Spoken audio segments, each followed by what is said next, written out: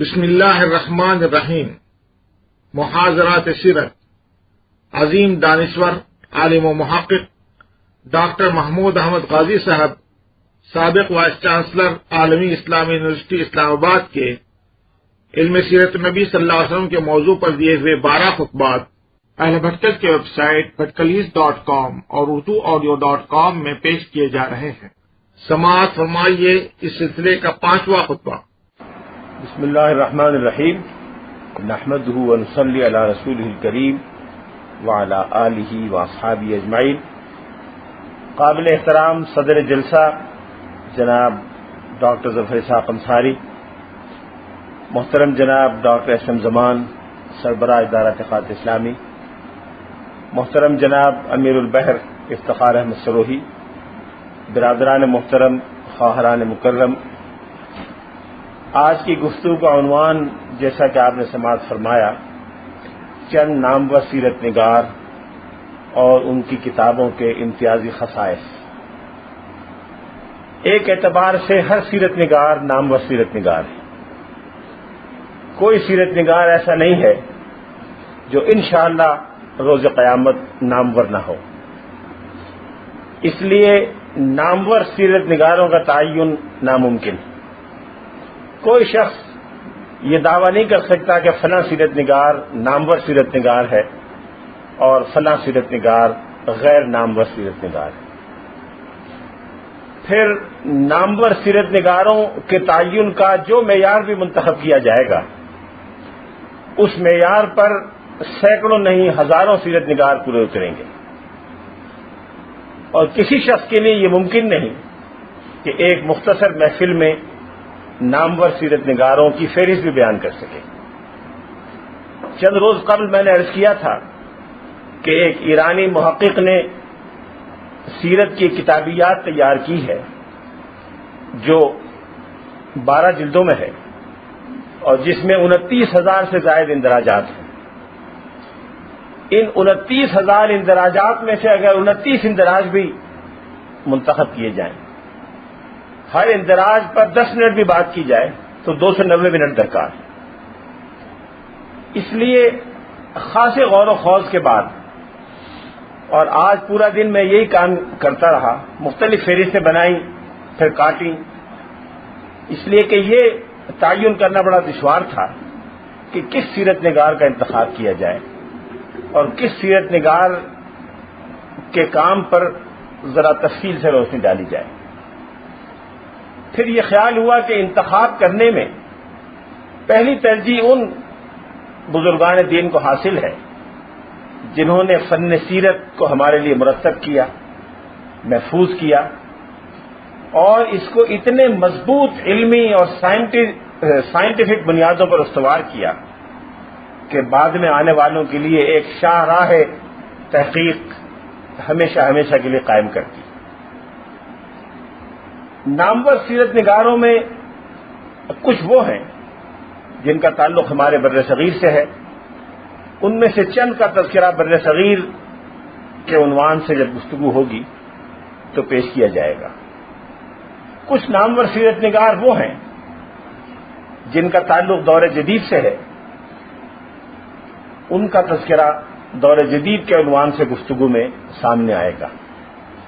اس لیے آج کی گفتگو محدود ہے ان متقدمین تک جن کا تذکرہ پہلے نہیں ہو سکا، اور ان کا کام اس درجے کا ہے کہ انہوں نے آنے والوں کے لیے بنیادیں متعین کی، راستے کے نشانات وضع کیے، اس فن کے قواعد، ضوابط اور بنیادی اصول طے کیے، جن سے کام لے کر بعد میں آنے والوں نے سیرت کے عنوان پر یہ پورا کتب خانہ تیار کیا، جس کی ایک کتابیات کی فہرست 29,000 سے زائد اندراجات پر مشتمل ہے۔ برادران محترم، سیرت کی تقریباً تمام ابتدائی کتابوں کی بنیاد محققین کی رائے کے مطابق 4 بڑی شخصیتوں کے کام پر قائم ہے۔ یہ 4 بڑی شخصیتیں وہ ہیں جنہوں نے سیرت نگاری کی ابتدائی دور میں 2 صدی ہجری تقریباً پوری اور 3 صدی ہجری کا ابتدائی حصہ انہوں نے سیرت نگاری کے فن کو پایہ تکمیل تک پہنچایا. اس کی ابتدائی تدوین اتنے مضبوط خطوط پر کر دی کہ پھر آئندہ آنے والوں کے لیے ان خطوط سے صرف نظر کرنا ممکن نہیں رہا. یہ شخصیتیں 4 ہیں. ابن اسحاق کا تذکرہ ہو چکا ہے. ابن اسحاق کے بارے میں نے عرض کیا تھا کہ ان کو علم سیرت سے وہی نسبت ہے جو حکیم ارسطو طالیس کو علم منطق سے، امام شافعی کو علم اصول فقہ سے، اور خلیل ابن احمد فراہیدی کو علم عروض سے ہے. ابن اسحاق سے پہلے فن سیرت موجود تھا. ہم دیکھ چکے ہیں عروہ ابن زبیر اور موسیٰ ابن عقبہ اور امام زہری کے کارنامے.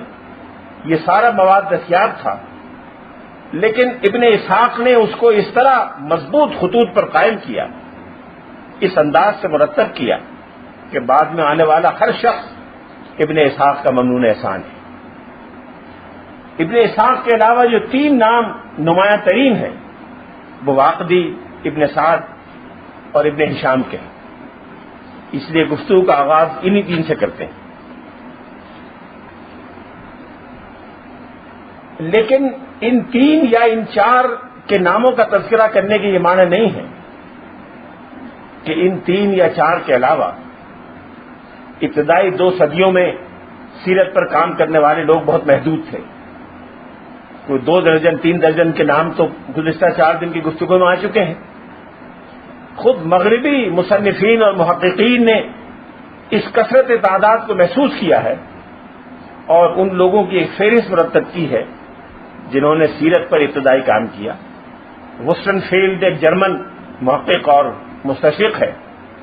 اس نے عرب میں علم تاریخ کے آغاز اور ارتقاء پر ایک کتاب لکھی تھی کم و بیش 125 سال پہلے.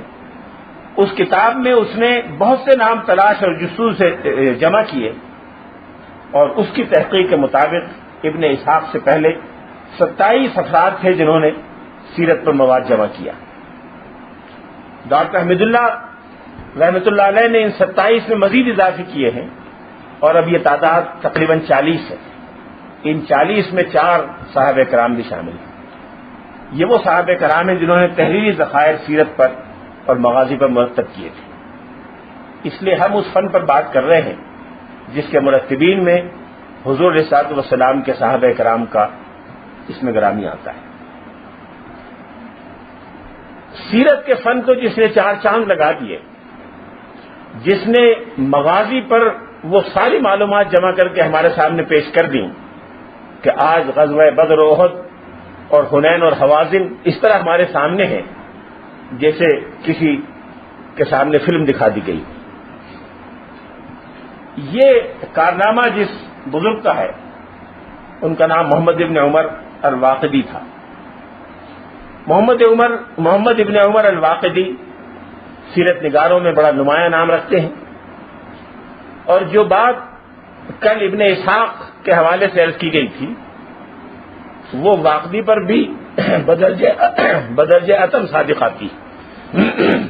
ابن اسحاق سے کہیں زیادہ واقدی کے بارے میں یہ اختلاف رہا ہے کہ ان کے بیانات کی دینی حیثیت کیا ہے. تاریخی حیثیت میں کبھی شبہ نہیں ہوا. ابن اسحاق کی طرح واقدی کے بارے میں بھی یہ تأمل بہت سے محدثین نے ظاہر کیا کہ وہ تمام روایات کو جمع کر کے پھر اس کو ایک مرتب نقشے کی شکل میں پیش کرتے ہیں اور محدثین کے لیے یہ تعین دشوار ہو جاتا ہے کہ اس پوری حکایت میں کون سا لفظ کس راوی نے بیان کیا ہے اور ان اجزاء کا الگ الگ علمی سطح یا معیار مقرر کرنا ممکن نہیں رہتا. یہ ایک بڑا اعتراض ہے جو محدثین نے بہت سے لوگوں پر کیا اور واقدی پر بھی کیا. لیکن واقدی نے کس محبت، کس عقیدت اور کس محنت اور اہتمام سے سیرت کے واقعات کو جمع کیا، ان میں سے چند جھلکیاں میں آپ کے سامنے پیش کرنا چاہتا ہوں. خطیب بغدادی جو خود ایک بڑے محدث ہیں اور علم حدیث کے ائمہ میں ان کا شمار ہے، علوم حدیث پر ان کی کتابیں بہت اونچا مقام رکھتی ہیں. انہوں نے واقدی کے بارے میں لکھا ہے کہ انہوں نے مشرق سے لے کر مغرب تک دنیا اسلام کے لوگوں سے کسب فیض کیا. ان کا ذکر مشرق و مغرب میں ہر جگہ موجود ہے، اور کسی شخص کے لیے جو سیرت اور ابتدائی تاریخ اسلام سے شغف رکھتا ہو، یہ ممکن نہیں ہے کہ واقدی کی تحقیقات اور واقدی کے کارناموں سے، تصنیفات سے صرف نظر کر سکے. واقدی نے مغازی کے علاوہ براہ راست سیرت کے اور پہلوؤں پر، طبقات پر، رسول اللہ صلی اللہ علیہ وسلم سے متعلق بہت سے ایسے معاملات پر جو عام سیرت نگار اس وقت تک بیان نہیں کرتے تھے، ان کے علاوہ واقدی ایک بہت بڑے فقیہ بھی تھے، قاضی بھی تھے، اور واقدی کا شمار ان لوگوں میں ہے جنہوں نے علم مغازی اور سیر یعنی بین الاقوامی قانون کے قواعد ضوابط وضع کیے اور اس پر ابتدائی تالیفات پیش کرنے کی جن کو سعادت حاصل ہوئی. جیسا کہ پہلے عرض کیا جا چکا ہے کہ مغازی سے دلچسپی دو حضرات کی تھی، مورخ کی اور قانون داں اور فقیہ کی. مورخ اور سیرت نگار کی دلچسپی واقعات اور تفصیلات کو جمع کرنے سے تھی. مورخ اور سیرت نگار کی دلچسپی یہ تھی کہ کسی واقعے کا مکمل نقشہ سامنے آ جائے. فقیہ اور قانون داں کی دلچسپی یہ تھی کہ اس واقعے سے، وہ جنگ کا واقعہ ہو، صلح کا واقعہ ہو، معاہدے کا واقعہ ہو، جو قوانین بین الاقوامی تعلقات کو منضبط کرنے کے لیے نکلتے ہیں، ان کی نشاندہی کی جائے. واقدی کا شمار دونوں قسم کی شخصیات سے ہے. واقدی قاضی بھی رہے، انہوں نے فقہ پر بھی کتاب لکھی، اور ایک کتاب اختلاف حدیث پر بھی لکھی، یعنی وہ احادیث جن کے بظاہر مختلف احکام نکلتے ہیں، ان دونوں کے درمیان تطبیق کیسے پیدا کی جائے اور اس ظاہری اختلاف کو کیسے دور کیا جائے. اس پر متقدمین کے زمانے سے لوگ کتابیں لکھتے چلے آئے ہیں. امام شافعی نے اس پر کتاب لکھی، واقدی نے بھی اس پر کتاب لکھی، اور بھی کئی محدثین اور فقہاء نے اس پر کام کیا ہے.